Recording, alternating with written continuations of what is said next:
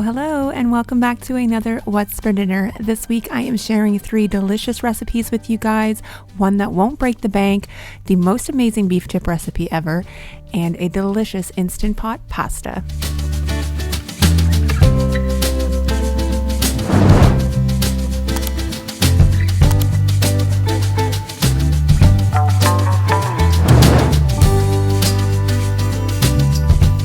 First up, I'm going to share this beef tip recipe that I found on Pinterest. It's one of my favorite hobbies and it's amazing. I've tried beef tips in an Instant Pot, I've tried them in my slow cooker, and I've made them on the stovetop. But this was a specific recipe, so I'll be sure to link it in the description box below. First up, I have a heavy pot here, just a Dutch oven. I've got some olive oil heated up, and I am going to sear all of this meat on both sides till it's nice and brown. Season it well with salt and pepper.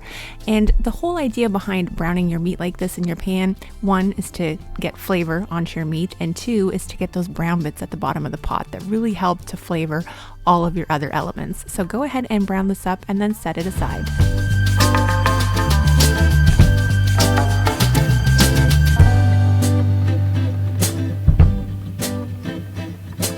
While the meat was browning, I went ahead and took this chance to slice up some onions. I just added 1. You could add more.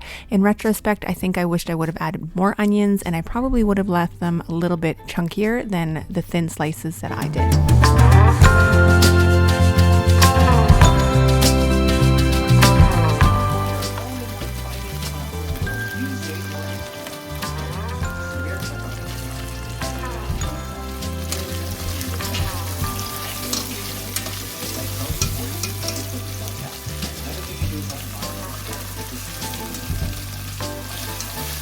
I'm going to cook these down for a couple of minutes and add a can of mushrooms. That was a last minute decision, and just kind of moving them around the pan will help lift all those brown bits off the bottom, and then we can go ahead and add the rest of our ingredients. The first time that we kissed, feeling light as a feather. So go ahead and put your meat back into the same pot. I'm going to add my 3 cups of beef broth, and I'm also going to add a pack of onion soup mix, lots of pepper to your own taste and liking, because I love pepper. I've always added tons of it. I added a lot of Worcestershire sauce. I believe it might have only called for a tablespoon, but I think I just kind of went wild on it. I'm going to go ahead and give it all a good stir and place a lid on it. Let it sit on low for at least an hour and a half. I let mine sit for 2 hours.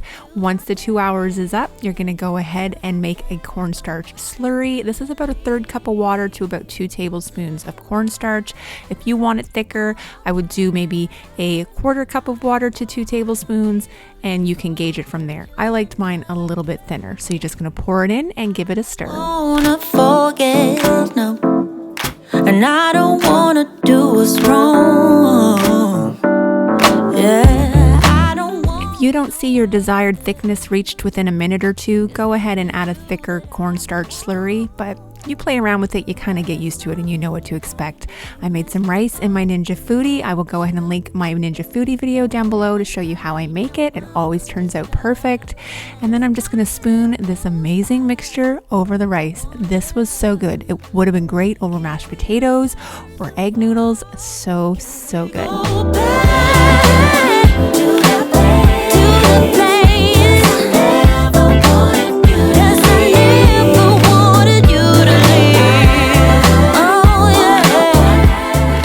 This meal is all about nostalgia for me and pure comfort. We were having a little bit of a snowstorm and I was feeling kind of lazy, but I wanted something home cooked. This could also be considered an inflation meal. However, the price of tomato soup is ridiculous right now, and the price of ground beef, but it's still cheaper than most things. So the first thing I'm going to do is brown up my ground beef. Remember, lots of seasoning, salt and pepper. Season every layer of a dish when you're cooking, FYI. So I'm going to go ahead and get that browned up. I'm also going to add lots of garlic powder to that. Certain things are just staples in your cupboard. Pretty affordable to have salt, pepper, garlic powder, and hamburger. I added a lot of oil to this pot of water to add my elbow noodles to. It just kind of helps with the sticking when you're all done cooking your pasta. Then I'm going to take some of the sourdough bread, and I had some garlic spread. This is like a bit of a pantry meal. I just kind of opened the cupboard to see what I had.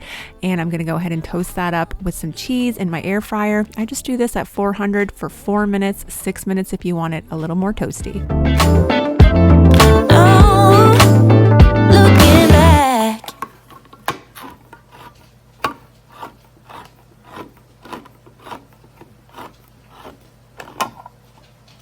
I'm pretty cheap when it comes to using up my ground beef, so this is just 1 pound. I make sure to break it up nice and small so it goes further. Suddenly, the world I used to know, I see it differently. You woke me from a dream, now here's reality. Baby, baby, you are really hurting me. Once your noodles are all cooked, put them right back into the pot. I'm trying to do this with one hand and make a little bit of a mess, but it's fine. We'll clean it up. I'm going to add my ground beef to the pasta, then empty out my 2 cans of tomato soup and give it a good hearty stir. I'm telling you, I'm watching this right now and I wish I had some more in the fridge because I would be eating it. It is so, so good. And it's one of those things that is even better the next day when you heat it up. Lots of pepper, bread and butter. Stick it in between bread and butter, make a sandwich, go crazy. It's delicious. Baby, it's breaking my heart. How could I know? If you don't need me, just let me know when I go. Truthfully, the game that you've been playing felt so real to me. I once believed that you could be mine. All right, last but not least, I couldn't wait to share this with you guys when I made it because everyone inhaled it for 2 days straight, the Instant Pot crack chicken pasta. Now, I know crack chicken is all over YouTube and Pinterest and it's everywhere. It's amazing, cream cheese, ranch, dressing, bacon. It's all really good stuff. What we're going to do is start off with cubing up some chicken breasts and adding some oil to our Instant Pot. Make sure you turn it on high, saute, and then we're going to add the chicken in there and just cook it all up until there's no more pink. How could I know? If you don't need me, just let me know. Once your chicken is cooked, go ahead and add a package of ranch seasoning. I don't have any packets. I just have this container, which is usually about 3 tablespoons. It's equal, I believe, to an envelope of ranch seasoning, so that should be fine. Go ahead and give it a stir to combine, and then you're going to pour a box of rotini or fusilli or penne, whatever pasta floats your boat, stick it on top. Mine was a little more than a pound, so I left a little out. I don't know that it really made a big difference, to be honest with you. Now, the trick when cooking something like this in the Instant Pot is not to stir it. We're stirrers, let's admit it, but don't be tempted. Go ahead and add your 4 cups of your chicken broth right in there. Make sure that you have enough that it covers the pasta. This container is only 900 mils, which is just short of 4 cups. So I went ahead and mixed up a little bit of extra chicken broth, poured it right over there to make sure that everything was just covered. If you cover it too much, you're going to have too much liquid, but there's a happy medium here.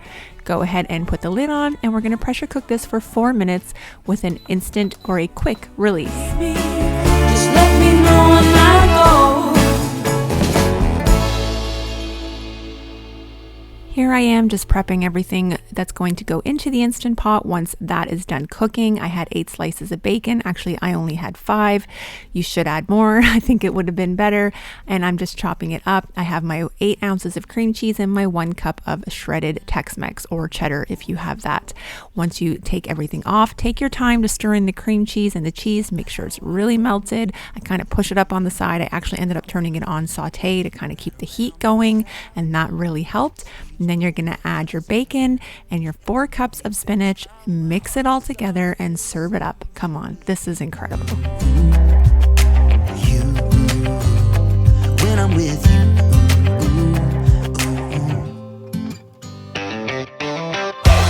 Can't get enough of this. Being with you is like never-ending sunshine. Feels like everything stops for a while when we look into each other's eyes. How could I ever let you go now when you're looking like that? Can't get enough of this. Being with you is a never-ending sunshine. This looks a little bit liquidy, but it honestly wasn't. It did thicken up quite substantially once it sat there for a little bit, but once you spoon this up and you put some Parmesan cheese in the bowl, everyone's going to inhale this. I'm telling you right now. Now, the only tip that I do have, because for me, I'm not a huge cream cheese fan. I know, unpopular opinion, at least in this form. I would add half the cream cheese and add more shredded cheese, but that's just me. So if you have an aversion or aren't huge on recipes that include a lot of cream cheese, then just add the half. But guys, this was phenomenal. Absolutely, absolutely recommend it. All right, you guys, I hope you enjoyed another What's for Dinner. I certainly enjoy cooking and sharing with you guys what my family and I enjoy throughout the week. I hope you have an awesome week. I love you all so stinking much, and I'll see you in the next video. Can't get enough of this.